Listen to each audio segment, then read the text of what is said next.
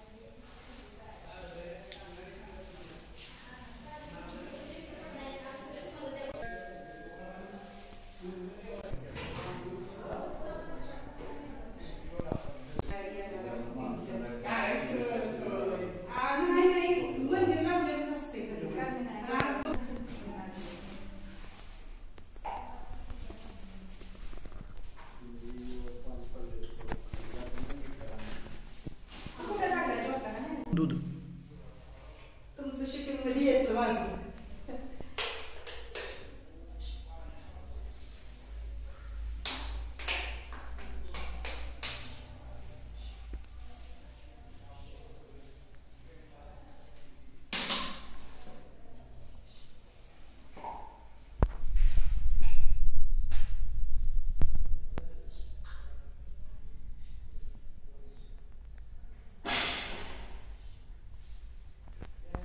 पाच ठिकाणी लावायचं असतो. पाच ठिकाणी का?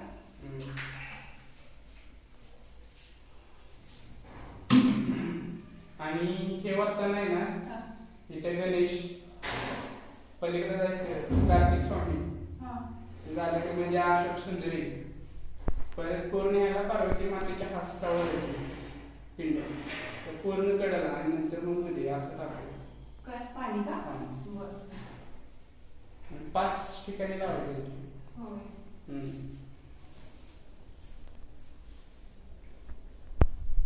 आणि शक्यतो आहे ना, दूध, दही, दुसरे काही वस्तू आपण चढवल्यानंतर पाणी व्हायचं नाही. दूध पाणी मिक्स आणलंय.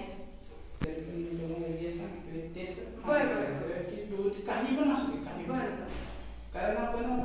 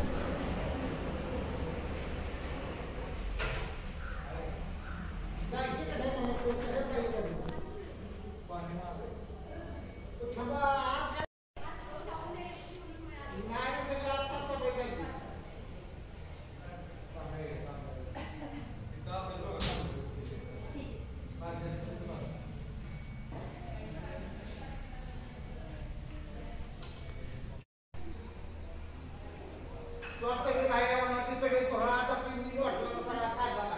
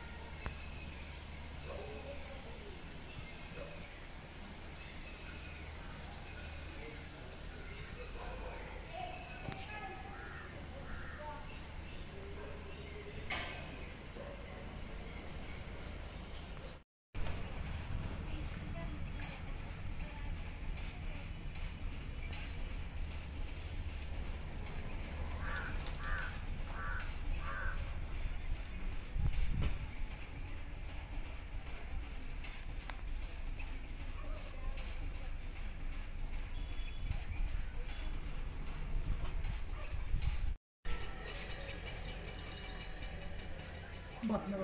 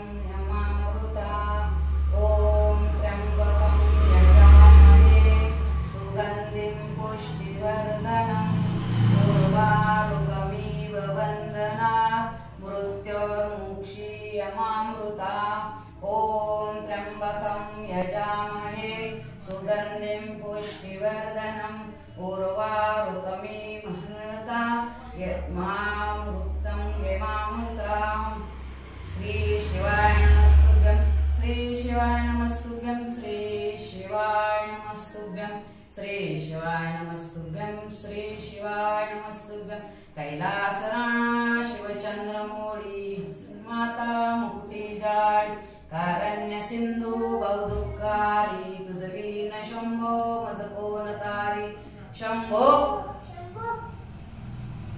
रामेश्वर महाराज की केदारेश्वर महाराज की हर हर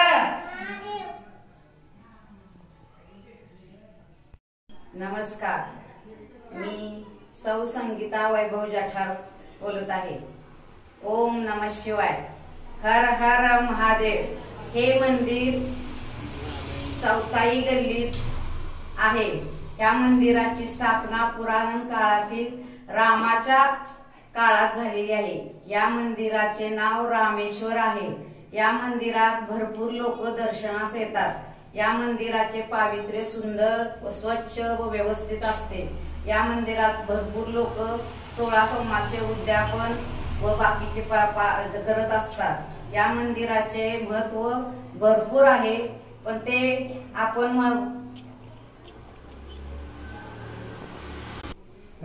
हे मंदिर आहे ते जागृत देवस्थान आहे. या मंदिरात आल्यानंतर सर्व भक्तांना जे समाधान मिळते, त्यामुळे सर्वांना तो आनंद घेता येतो व सर्वजण तो आनंद घेत असतात. इथे महाशिवरात्रीला प्रसाद व सर्व लोक भाविक येत असतात व प्रसाद वाटप असते. इथे मंदिरात भजन पूजन सर्वजण काही होत असते. या मंदिरात जवळील सर्व लोक व जी काय असेल ती सेवा भरपूर करत असतात.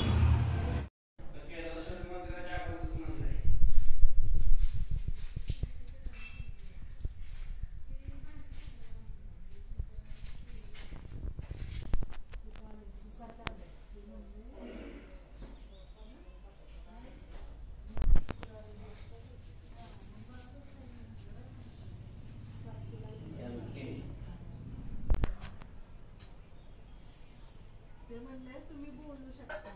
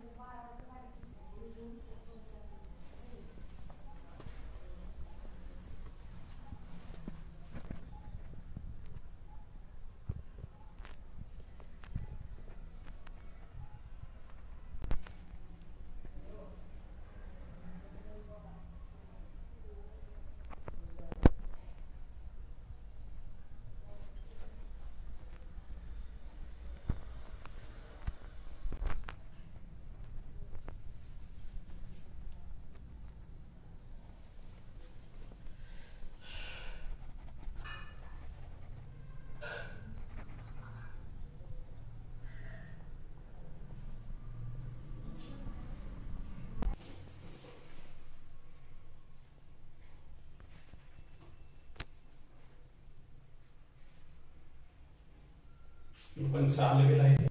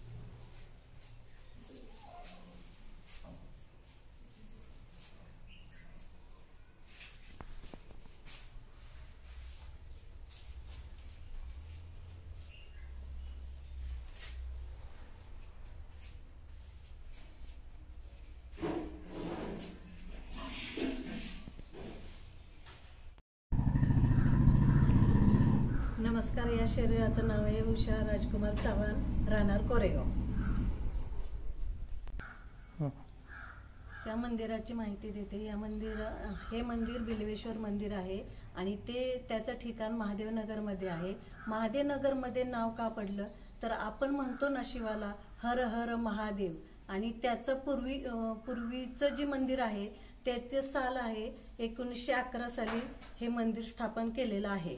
तर ह्या मंदिराचं वैशिष्ट्य काय आहे तर शिवरात्री मानली जाते. शिवरात्रीचा अर्थ काय ते थोडक्यात तुम्हाला सांगते. शिवरात्री म्हणजे आपण रात्रीच्या वेळेला आपण स्वप्न पडतात आपल्याला आणि ती भूत जागृत होतात. ते भूत म्हणजेच कोण तर आपल्यातले 5 विकार असतात, काम, क्रोध, मोह, लोभ आणि अहंकार. ते त्या शिवाला द्यायचे आणि त्याचे दैवी गुण आपण घ्यायचे. तर ते काय करायचंय, शिवाला आपण 3 पत्री बेल वाहतो. ते कशाचं प्रतीक आहे तर ते प्रतीक आहे शिव, शंकर आणि ब्रह्मा आणि विष्णू. तर विष्णूचं कार्य काय आहे आणि ब्रह्माचं कार्य काय आहे आणि शंकराचं कार्य काय आहे. ब्रह्माद्वारे सतयुगाची स्थापना आहे आणि विष्णूद्वारा सतयुगाची पालना आहे आणि शंकराद्वारे ह्या पुराणी दुनियाचा विनाश आहे. तर आपण दूध वाहतो. दूध म्हणजे कशाचं प्रतीक आहे, दूध म्हणजे पवित्रतेचं प्रतीक आहे आणि ते शिवाला खूप आवडतं, आपल्यालाही खूप आवडतं. आणि धोत्र्याचं फुलाचं काय वैशिष्ट्य आहे, आपण धोत्र्याचं फुलच का शिवाला वाहतो तर त्याचं वैशिष्ट्य आहे त्याला काटे असतात आणि ते काटे आपण शिवाला देतो आणि शिवाचा आपण दैवी गुण आपल्याला घेतो. तर ह्या बघा खूप सुंदर असं रहस्य आहे त्याचं. आणि आम्ही सुद्धा गृहस्थीमध्ये राहून हे शिवाचं कार्य खूप सुंदर पद्धतीने करत असतो. तर आता कलियुगाच्या अंताला ह्या परमेश्वराला अवतरित व्हावं लागतं. शिव हा निराकार ज्योतिबिंदू स्वरूप आहे. त्याचं ठिकाण आहे परमधामला आणि तो पूर्ण निराकार प्रकाश ज्योतिमय स्वरूप आहे. त्याचं कार्य खूप सुंदर आहे. सत्यम शिवम सुंदरम कुणाला म्हटलं जातं. सत्य म्हणजे त्याच्यासारखं सत्य कोणी नाही. शिव म्हणा कल्याणकारी आणि सत्य म्हणजे त्याच्यासारखं सत्य कोणीच नाहीये. म्हणून तो काय करतो, कलियुगाच्या अंताला आणि सतयुगाच्या सुरुवातीला मधला जी काल असतो तो फक्त संगमयुग असतो, पुरुषोत्तम संगमयुग. तो 100 वर्षाचा असतो आणि त्याचा कालावधी आता संपूर्ण व्हायला आलाय. थोडासा कालावधी राहिलाय. त्या कालावधीत तो संपूर्ण अवतरित होतो आणि अवतरित होऊन आपल्याला ह्या 3 मूर्ती म्हटलंय ना, शिव, शंकर आणि ब्रह्मा, त्या 3 रूपात तो कार्य सुरू करत असतो.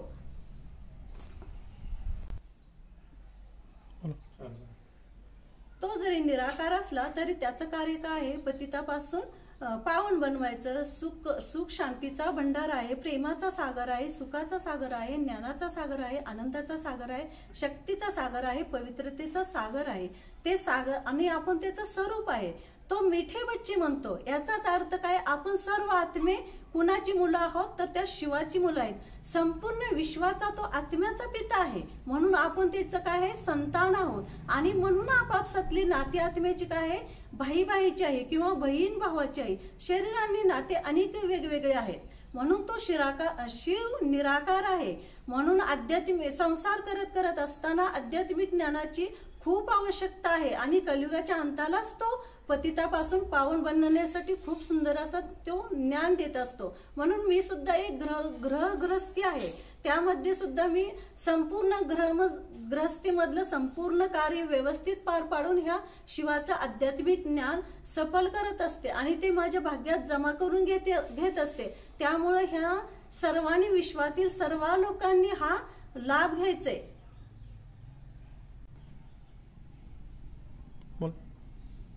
तरी तुम्हा सर्वांना मी एक आव्हान करते की उद्या महाशिवरात्री निमित्त बिल्वेश्वर मंदिरात खूप असा सुंदर मोठा कार्यक्रम आहे आणि त्या कार्यक्रमाचा सर्व विश्वातील लोकांनी त्याचा लाभ घ्यावा ही विनंती. ओम शांती.